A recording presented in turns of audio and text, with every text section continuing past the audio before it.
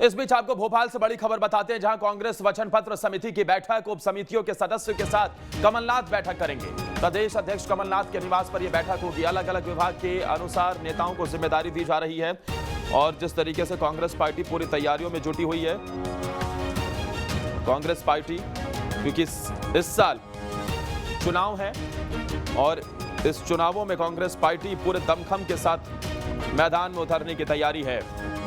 दरअसल जिस तरीके से कांग्रेस पार्टी के हाथ बीते चुनाव में जीत जरूर हासिल हुई थी, लेकिन उसके बाद भी वो जीत को बचा नहीं सके और 1 से 1.5 साल में ही सरकार गंवा दी। अब ऐसे में आज कमलनाथ बड़ी बैठक करने वाले हैं। इस बड़ी खबर पर ज्यादा जानकारी के साथ भोपाल से हमारे सहयोगी जितेंद्र सीधा जुड़े हुए हैं। जितेंद्र, कमलनाथ आज बैठक करने वाले हैं, कितनी महत्वपूर्ण रहने वाली है और यहां से कांग्रेस पार्टी किस रणनीति के साथ आगे बढ़ती हुई नजर आएगी?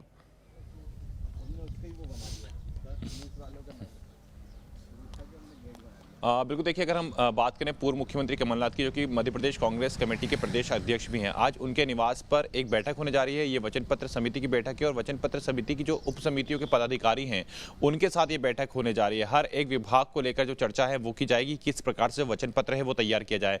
क्योंकि देखिए, कांग्रेस ने यहाँ पर साफ कर दिया है कि हम मध्य प्रदेश में अपना वचन पत्र जो लेकर आएंगे वो करीब 3 महीने पहले लेकर आएंगे, यानी कि जनता के सामने 3 महीने पहले ही जो वचन पत्र है वो प्रस्तुत हो जाएगा और जनता से जो वादे कांग्रेस करना चाहती है वो 3 महीने पहले ही पता चल जाएंगे कि आखिर अगर मध्य प्रदेश में कांग्रेस अपनी सरकार बनाती है तो जनता से वो ऐसे कौन कौन से वादे हैं जो पूरे करेगी। और इसको लेकर जो वचन पत्र है वो उसकी जो समिति है वो बनाई गई है। इसमें हर एक विभागवार जो चर्चा है वो की जाएगी, यानी कि सभी विभागों का जो ब्यौरा है उसमें वो शामिल रहेगा और उस ब्यौरा के आधार पर यह बताया जाएगा कि किस विभाग के द्वारा हम जनता के बीच में जाकर कौन सी घोषणा कर सकते हैं ताकि जनता को उसका फायदा मिल सके। और उस वचन पत्र को करीब 3 महीने पहले जो कांग्रेस है वो कहीं ना कहीं घोषित करने जा रही है। तो इसी को लेकर एक बैठक की गई है कमलनाथ के निवास पर, जिसमें उप समितियों के पदाधिकारी मौजूद रहेंगे और हर एक विभाग के बारे में पूरा ब्यौरा देंगे कि किस विभाग से क्या योजना तैयार की जा सकती है और जनता के लिए क्या घोषणाएं की जा सकती हैं। तो उसको लेकर जो वचन पत्र की समिति है वो तैयार की जा रही है। लेकिन कांग्रेस पार्टी के सामने चुनौतियां भी कई हैं। एक तो गुटबाजी को लेकर खबरें आती रहती हैं। अभी बीते दिनों भी मुख्यमंत्री का चेहरा कौन होगा, भले ही कांग्रेस पार्टी के कई बड़े नेता ये कहते रहे हों कि कमलनाथ ही चेहरा होंगे, लेकिन दूसरी तरफ कांग्रेस पार्टी के कई बड़े नेता जिसमें अरुण यादव जैसे नाम भी शामिल हैं, वो ये कहते नजर आते हैं कि ये कांग्रेस का केंद्रीय नेतृत्व तय करेगा। यानी गुटबाजी कहीं ना कहीं अंदर खाने से अभी भी समझ आती है, इसे दूर करना। दूसरा, क्योंकि उम्र की बात भी है, एज भी लगातार कमलनाथ जी की बढ़ती जा रही है, तो ऐसे में यह भी हो सकता है कि उनका आखिरी चुनाव भी हो, वो आखिरी चुनाव लड़ते हुए नजर आए। तो तमाम पहलू हैं जिस पर कांग्रेस पार्टी की नजर होगी। जितेंद्र,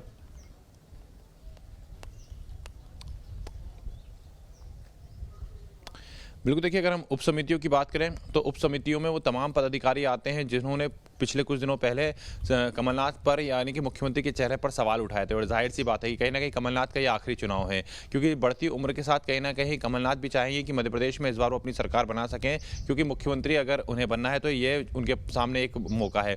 और ऐसे में अगर सरकार कांग्रेस की नहीं बनती है तो कहीं ना कहीं फिर आने वाले समय में कांग्रेस का कहा जा सकता है कि मध्य प्रदेश में विधाता कोई और ही रहने वाला होगा। तो जाहिर सी बात है कि पूरा फोकस इस समय मध्य प्रदेश में कांग्रेस का सरकार बनाने पर है।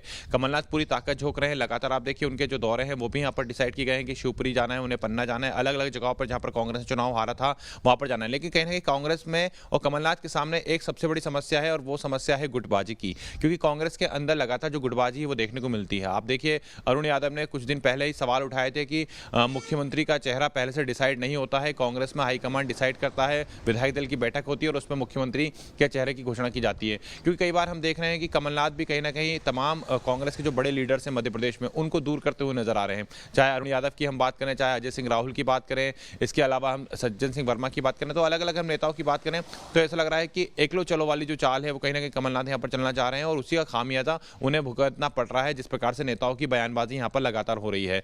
अरुण यादव ने तो साफ कर दिया था कि मध्य प्रदेश में मुख्यमंत्री का जो चेहरा है वो पहले से डिसाइड नहीं किया जाएगा, जबकि हमने देखा था कि 1 जनवरी को जो होर्डिंग्स मध्य प्रदेश में लगाए गए थे उसमें लिखा था कि नया साल नई सरकार, और नया साल नई सरकार के इस होर्डिंग्स पर सिर्फ और सिर्फ कमलनाथ का जो चेहरा था वो नजर आ रहा था। लेकिन जिस प्रकार से यहाँ पर बयानबाजी निकल कर आई है वो बता रही है कि कहीं ना कहीं अब कमलनाथ को सबको साथ लेकर चलने की जरूरत है। अगर कांग्रेस के सभी नेताओं को साथ जोड़कर कमलनाथ चले तो शायद मध्य प्रदेश में जो वो सपना देख रहे हैं वो साकार हो, लेकिन ऐसा होता नजर नहीं आ रहा है। क्योंकि सबसे पहले आपको गुटबाजी खत्म करना पड़ेगा, जो कि कांग्रेस में कभी भी खत्म नहीं होती है, सभी लोग अच्छे से जानते हैं। जाहिर सी बात है कि वचन पत्र समिति की आज जब बैठक होगी तो उसमें क्या क्या पॉइंट्स रखे जाएंगे और उसमें इस गुटबाजी को लेकर भी जब उप समितियों के पदाधिकारी से क्या चर्चा की जाएगी, ताकि वो जनता के सामने 3 महीने पहले ही अपना जो वचन पत्र है वो पेश कर सकें। ठीक है, आप बने रहिए जितेंद्र हमारे साथ। तो लगातार जिस तरीके से कांग्रेस पार्टी की बैठकें हो रही हैं और सबकी निगाहें इस पर टिकी हुई हैं, क्योंकि आज उप समितियों की बैठक लेने वाले हैं पूर्व मुख्यमंत्री कमलनाथ।